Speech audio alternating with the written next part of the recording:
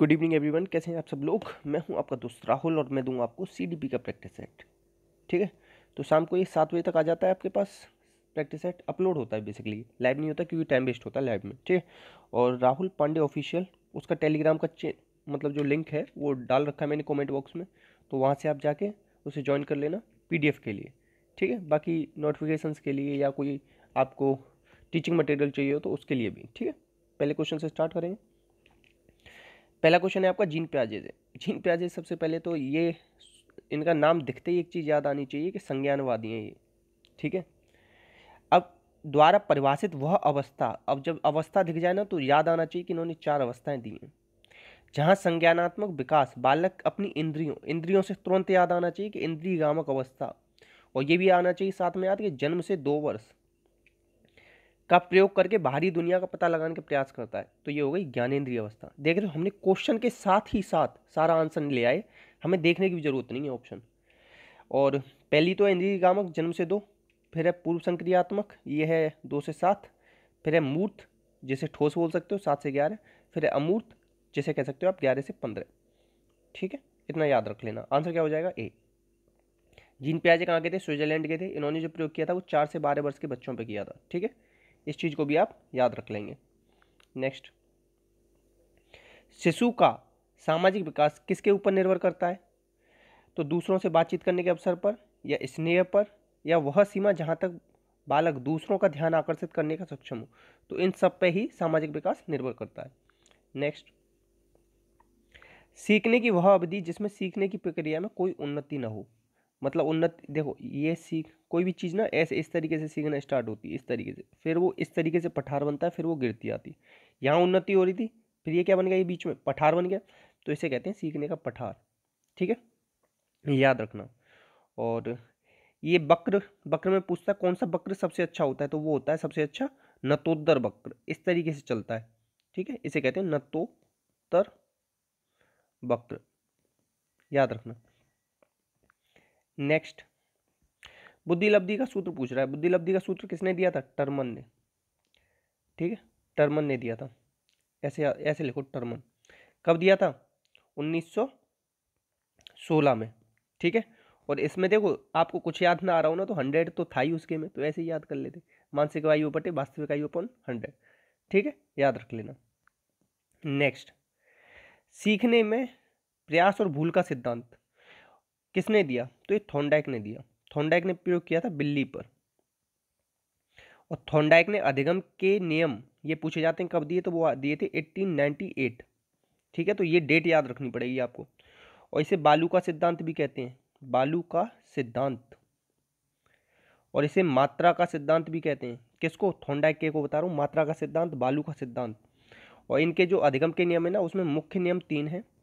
कौन से? तत्परता, अभ्यास, प्रभाव। ठीक है, याद रखना। पावलव क्या है? रूस के हैं। पहले तो 1904 में नोबेल मिला है। पैरोटिड ग्लैंड पे काम किया है, कुत्ते पे काम किया है, और उद्दीपक सामान्यीकरण हो जाता है इनके में। ठीक है, गेस्टाल्टवाद 1912 में आया। बर्दीमर इसके जनक हैं, और इसमें सबसे ज़्यादा प्रयोग कोहलन ने किए थे। और कोहलन ने किस पे सबसे ज़्यादा प्रयोग किए थे? चिंपैंजी पे। उसका नाम था सुल्तान। ठीक है, नेक्स्ट, नेक्स्ट है कोहलर निम्न में से किससे संबंधित है? अभी मैंने ऊपर ही बता दिया। कोहलर ने क्या किया था? चिंपैंजी को मतलब अधिगम सिखा दिया था। और कोहलर ना किससे संबंधित है? सूझ का सिद्धांत। ये पूछा गया है कई बार। और सूझ के सिद्धांत में हर चीज को हम कैसे सा से सूझ और सा से समग्र रूप में देखते हैं। ठीक है, ये भी याद रख लेना। और बस इतना याद रख लेना। नेक्स्ट, इसमें से कौन सा सीखने के मुख्य नियम जो ऊपर बताया ना मैंने, TAP, टैप याद रख लो। टैप मतलब पता है क्या होता है? जो होती है ना टोटी, उसे कहते हैं टैप इंग्लिश में। तत्परता, अभ्यास, प्रभाव, 3 तो हैं। ये गौण नियम में आता है, बहुवनिक क्रिया किसमें आता है? गौण नियम। और गौण नियम कितने दिए? 5 दिए। ठीक है, प्रभाव के नियम को और क्या कहते हैं? रुचि का नियम। प्रभाव के नियम को रुचि नहीं कहते, रुको। प्रभाव के नियम को कहते हैं सुख या दुख का नियम, और संतोष या असंतोष का नियम। तत्परता के नियम को कहते हैं रुचि का नियम। पढ़ाई के लिए सबसे पहले जरूरी है तत्परता। अभ्यास को क्या कहते हैं? उपयोग या अनुपयोग का नियम। अभ्यास करोगे तो उपयोगी रहेगी कोई चीज, अभ्यास नहीं करोगे तो अनुपयोगी हो जाएगी। ठीक है, इतना सब याद रखना। नेक्स्ट, बुद्धि का द्विकारक सिद्धांत किसने दिया? तो द्विकारक दिया था स्पीयरमैन ने। और इन्होंने बुद्धि को किससे कंपेयर किया है? बिजली से। किससे? बुद्धि बिजली की तरह है, ऐसे बोला था इन्होंने। और जी कारक और एस कारक दो दिए थे, दो कारक, और आखिरी में ना फिर बाद में त्रिकारक भी ले आए थे। तो मैं ये बता रहा था आपको कि जो स्पीयरमैन है इसके सिद्धांत को बताया मैंने, द्विकारक और त्रिकारक इन्हीं का है। और एक चीज़ और याद रख लो कि ये पूछेगा आपसे कि राजशाही सिद्धांत किसे कहते हैं? राजशाही सिद्धांत, तो राजशाही सिद्धांत स्पीयरमैन को कहते हैं। एक होता है निरंकुशवादी सिद्धांत, तो ये कहते हैं बिने के सिद्धांत को। एक होता है प्रजातंत्री सिद्धांत, वो कहते हैं प्रजातंत्रीय। ठीक है, तो जो बहुकारक सिद्धांत था ना थॉर्नडाइक का, उसे कहते हैं प्रजातंत्री सिद्धांत। ये मैंने बहुत ही इंपॉर्टेंट चीज़ें बताई हैं जो हर किसी को नहीं पता होती, तो इसे आप कॉपी में स्टार मार्क करके लिखेंगे। आंसर बता दिया है, बी होगा। नेक्स्ट है, किसी भी नई भाषा को सीखने के लिए कहाँ से प्रारंभ करना चाहिए? तो देखो, कुछ भी समझ में ना आए जब, तो लगाया ना सबसे बड़ा वाला। और अगर डी ऑप्शन में शब्द दे रखा उपयोग सभी, तो वो लगाया ना। ये जब है जब आपको समझ में नहीं आ रहा कुछ भी, दिमाग के सारे दरवाजे बंद हो जाए। मगर देखो यहाँ पे क्या दे रखा है? शब्द और वाक्य, तो इनमें लगा दो आप अक्षर और शब्द के मध्य साहचर्य। सबसे पहले हम क्या करते हैं? शब्दों और अक्षरों के मध्य में क्या बनाते हैं? साहचर्य। और एक क्वेश्चन बहुत पूछा जाता है कि पढ़ने के दौरान सबसे ज़्यादा इंपॉर्टेंट क्या है? तो वो है अर्थ ग्रहण करना। जब तक आप अर्थ ग्रहण नहीं करोगे तब तक पढ़ने का कोई मतलब नहीं। ठीक है, आंसर क्या हो जाएगा इसका? ए। नेक्स्ट, समावेशी कक्षा में किस प्रकार के छात्र शामिल होते हैं? तो देखो उसमें विशिष्ट भी होते हैं, सामान्य भी होते हैं। देखो मैंने कहा था ना, ये और ये दोनों किस ऑप्शन में मिल रहे हैं? इस वाले में मिल रहे हैं, तो इसे लगा दो, सामान्य और विशिष्ट को। समावेशी शिक्षा इंक्लूसिव एजुकेशन बोलते हैं। 2009 से शुरू हुई थी, ये बताया मैंने आपको, और 9th क्लास से शुरू हुई थी। 2009 से तो हुई थी और 9th क्लास से हुई थी स्टार्टिंग। ठीक है, इतना तो याद रख लेना। आंसर क्या हो जाएगा इसका? बी। नेक्स्ट, इसमें से कौन सा संवेग का तत्व नहीं है? व्यवहारात्मक, संज्ञानात्मक, संवेदी होते हैं, दैहिक नहीं होते संवेग।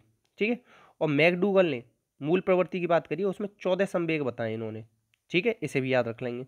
नेक्स्ट, और मैकडूगल की बुक कौन सी थी? मैकडूगल की बुक थी आउटलाइन ऑफ साइकोलॉजी, जिसमें इन्होंने व्यवहार शब्द दिया था, इसे भी याद रख लेंगे। अब देखो संज्ञानात्मक क्षेत्र का सही क्रम है, ये ब्लूम टेक्सोनोमी आपने पढ़ी होगी, उसमें 3 एरिया बताया उसने, कॉग्निटिव, अफेक्टिव और साइकोमोटर। और साइकोमोटर को कोनेटिव भी बोलते हैं। अब उसी में जो कॉग्निटिव बोल रहा हूँ ना, उसे ही हिंदी में बोलते हैं संज्ञानात्मक। इसका जो इसके हैं कुछ लेवल्स, उन्हें बताने को सर, तो इंग्लिश में knowledge comprehension, apply, analysis, synthesis, evaluation. तो कितने? 6।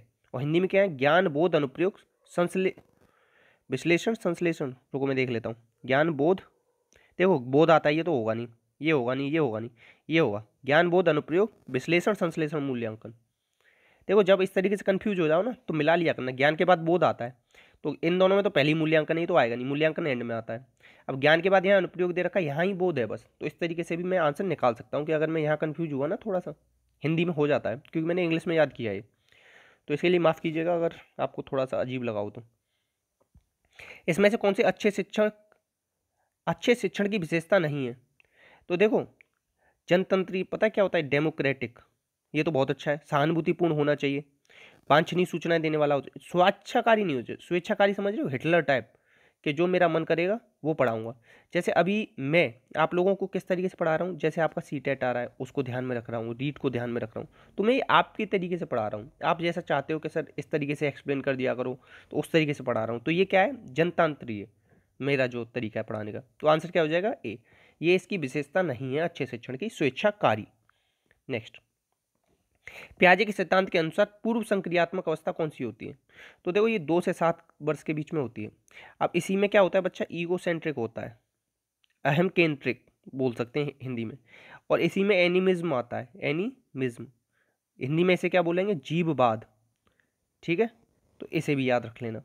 और जब 2 साल से, और क्या याद आना चाहिए आपको? 2 साल के बच्चा 272 शब्द बोलने लगता है, इसे याद रख लेना। ठीक है, इतना सब याद रख लोगे।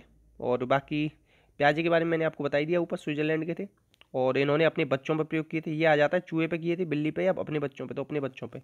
बच्चे कितने थे इनके? 3 थे। एक तो थी लूसेंट, एक था, 2 और थे, और इनके पापा का नाम था अर्थर प्याजे। और बस इतना याद रख लो। नेक्स्ट है आपका इसमें से कौन सा मनोवैज्ञानिक भाषा विकास के सिद्धांत से संबंधित? चोमस्की है, इन्होंने एलएडी दिया था, language acquisition device. Universal grammar method दिया था, ठीक है, और नेटिविस्ट थे। बेस सिद्धांत दिया था। इतना सब याद रख लो। बिने ने तो आपका क्या दिया है, मानसिक आयु का संप्रत्यय दिया है 1908 में। और बिने ने पहला बुद्धि परीक्षण किया 1905 में, ठीक है, उसे बिने साइमन बोलते हैं। मैस्लो ने हायरार्की ऑफ नीड्स दी हैं, ठीक है, और ये किताब है हायरार्की ऑफ नीड्स, वो कहीं इनकी बहुत पूछी जाती है, ठीक है। बाकी सब याद होगा आपको। नेक्स्ट, एक सेकेंड, रुक गया ये, कैसे रुक गया? 1 मिनट प्लीज, एक सेकेंड।